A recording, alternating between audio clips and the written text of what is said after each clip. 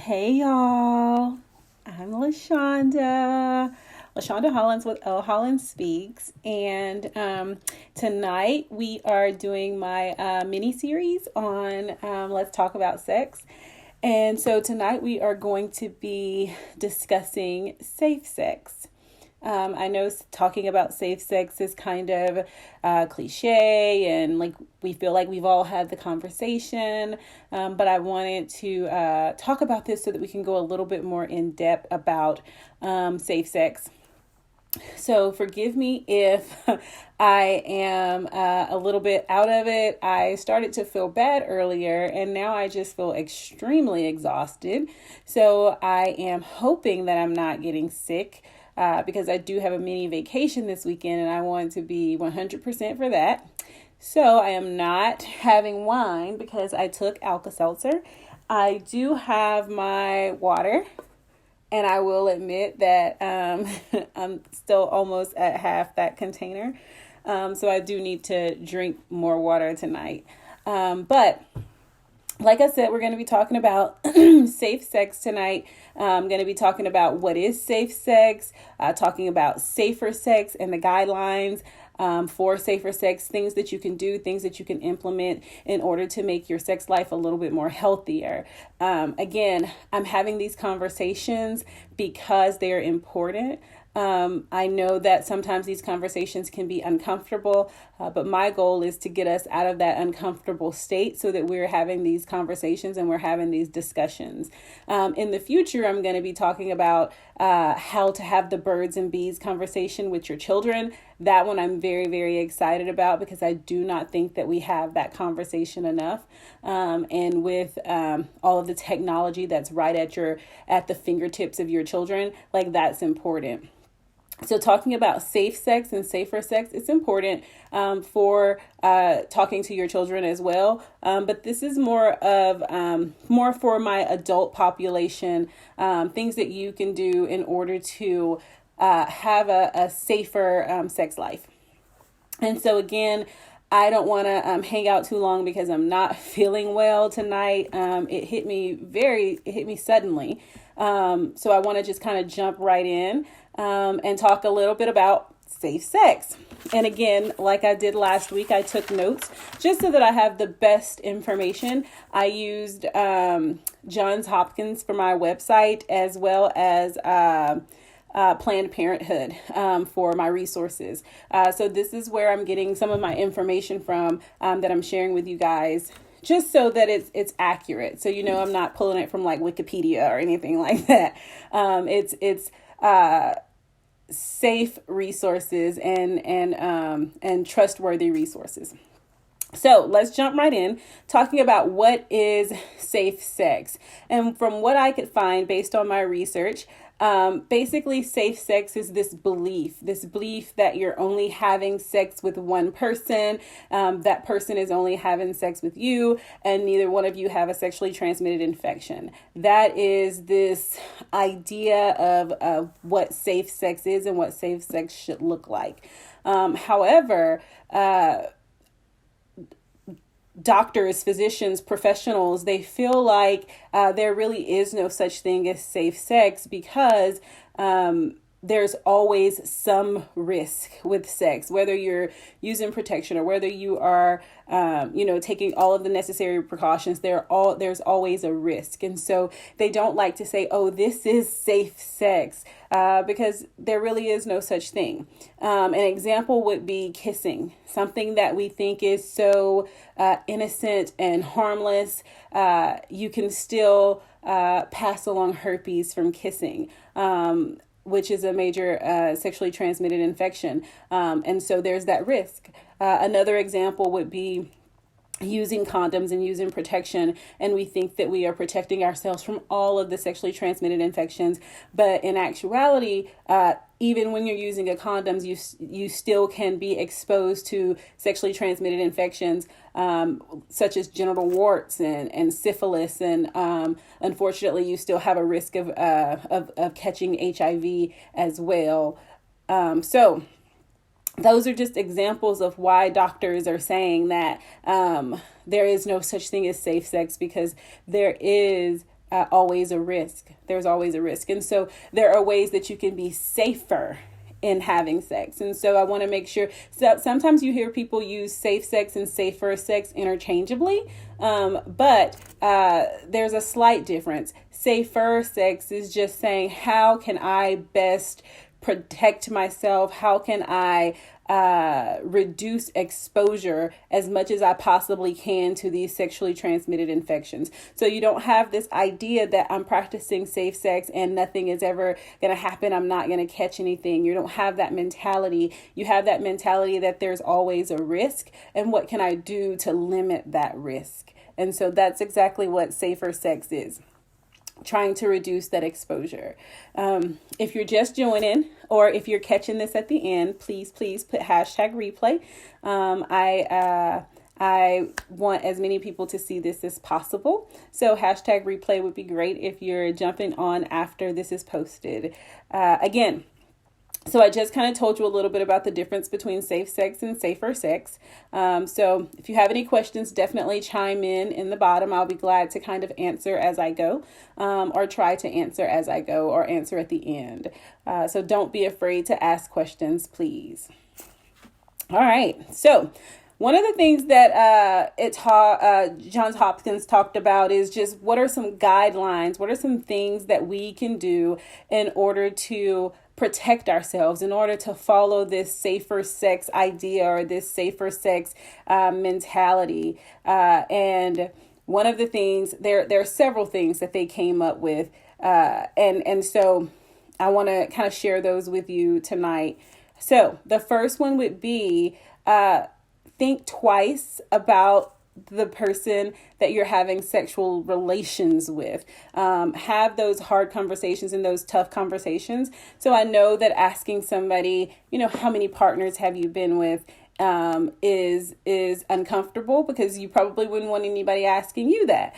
But according to this website, that is one of the ways that you can protect yourself. That's one of the guidelines to having safer sex is asking your partner, how many people have they had sex with? How many sexually transmitted infections have they had? And a very, very important one that we probably don't even think about is, have you taken any drugs, used any needles or anything like that? So these are conversations that are important to have. They're hard to have, and we don't have them often. But that is one of the top ways to protect yourself and your sexual health. The next one is to use condoms. I know that we talked about condoms not protecting you from everything, but they are still the best way to practice safer sex. And using latex condoms and polyurethane condoms are, and I want to say candles. Every time I say polyurethane, I want to say candles. It's the weirdest thing. I don't know. Maybe it's Valentine's Day. Maybe I like candles. I don't know. But using latex or polyurethane condoms are what is recommended for you. Simply because latex condoms with or without spermicide are better able to protect you, and that is based on the CDC. So these are and you can use polyurethane condoms if you are allergic to latex. So it's an alternate option for you, because some people are allergic to latex, and those are the recommended condoms by professionals and by the CDC as well. So keep that in mind. And then talking a little bit more about safer ways to engage in sexual activity. So we're going to talk a little bit about oral sex. It's common. It's maybe uncomfortable to talk about, but it's common. What are the best ways that you can protect yourself when you're engaging in this particular type of sex? You want to use a condom again, whether it's male or female. Uncomfortable, right? Uncomfortable. But if you're engaging in oral sex, again, you can contract sexually transmitted infections just from oral sex. So herpes and things like that are able to get in your mouth and get on your face. And so making sure that your partner is using a condom while you're engaging in oral sex is very, very important. Again, it's one of those tough conversations. It may be uncomfortable. It may not be the best the best feeling in the world, but it's important, and it's a protective mechanism for you. And again, another way to practice safer sex is going to be limiting your alcohol and your drug use. Alcohol and drugs, whether it's marijuana or whatever the case may be, these items can they can basically alter your decision-making abilities. So you are more likely to engage in high-risk sex if you're under the influence. You're more likely to incorrectly apply a condom if you are under the influence. And so these are things to be aware of. And I know that we all have a drink or whatever the case may be, but you don't want to get to a point where your decision making is completely altered and you are still going to engage in sexual activity because you are placing yourself at a higher risk. This happens a lot when we go out to bars and clubs and things like that, and we're having a good time. We tend to engage in sexual activity without having a clear mind. So that's another way to safely protect yourself. This is one that I think is a huge misconception. Women who douche, there seems to be this thought that after you've had sexual intercourse that you need to douche afterwards. That is the furthest from true. It is very inaccurate. Douching immediately after intercourse can actually spread infection, and it can actually push it further into your reproductive tract. So with that being said, you want to understand that douching is not protecting you from sexually transmitted infections. It is not clearing infections from your body. It is not making anything better. It is making things worse. So you do not want to use a douche after you have engaged in sexual intercourse. So if you get nothing else from this and you are a female that douches, do not douche immediately after intercourse. It can cause infection in your reproductive tract. It can push infection further inside of your body, basically. So definitely keep that in mind.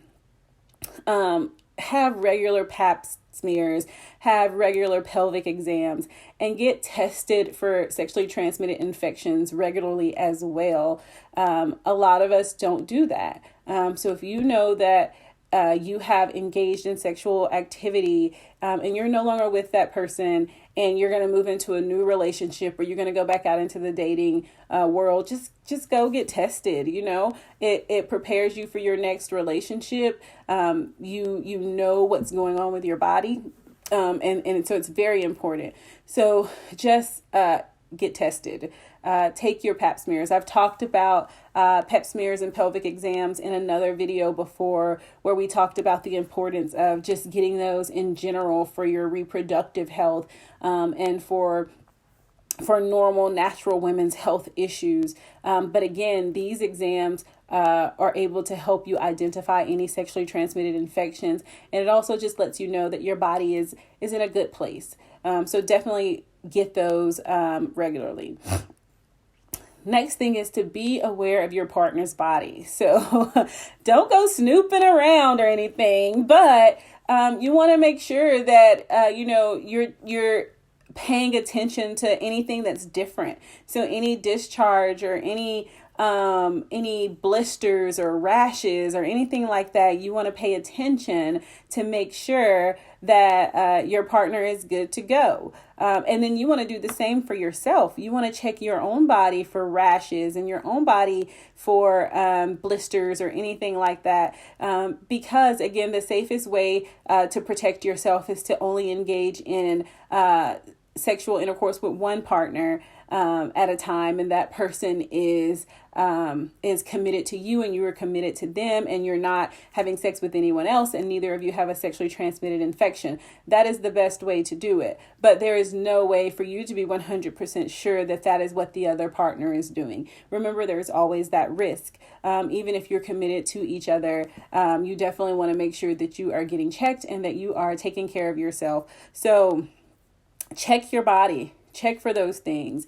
And then check your partner. You know, if you're in the midst, you just make sure that you're paying attention to everything that's going on there. And so basically that is one of the last things that you can do as you're protecting yourself, or you're engaging in this safer sex mentality. Basically, the other thing that you can do is consider sexual activities other than vaginal, oral, and anal. And I know you're wondering, like, what is that?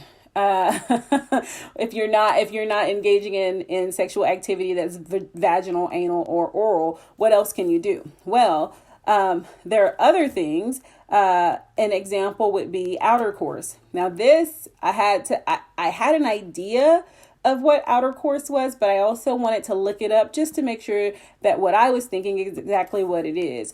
So basically what outer course is that you're allowing no opportunity for sperm to interact with an egg. And so you are in turn doing other things that don't allow any type of sperm to egg connection.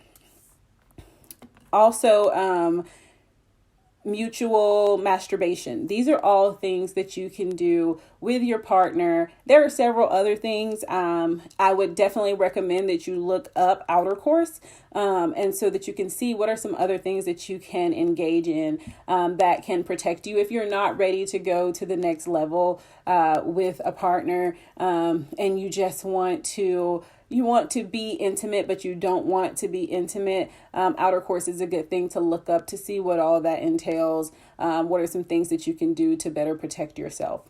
So I hope that you guys have got some information from this. I do feel like going into a little bit more detail about safe sex versus safer sex, and protecting yourself as much as possible while engaging in sexual relationships with partners.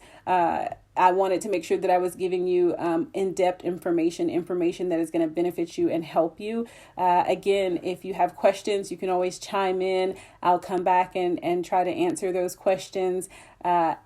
Also, if you're just jumping on, put #replay, share with your friends, share with your family. Thank you so much for tuning in. I'm sorry that I'm having to jump off so quickly. I am not feeling well. I told you guys at the beginning of the video that I was not feeling well. So I do want to make sure that I have the opportunity to answer any questions if you have them. So definitely chime in the comments. I'll come back and answer those. Thank you so much for watching. #replay, y'all. And y'all have a good night. And happy Valentine's Day. And practice safer sex while you're out there, guys.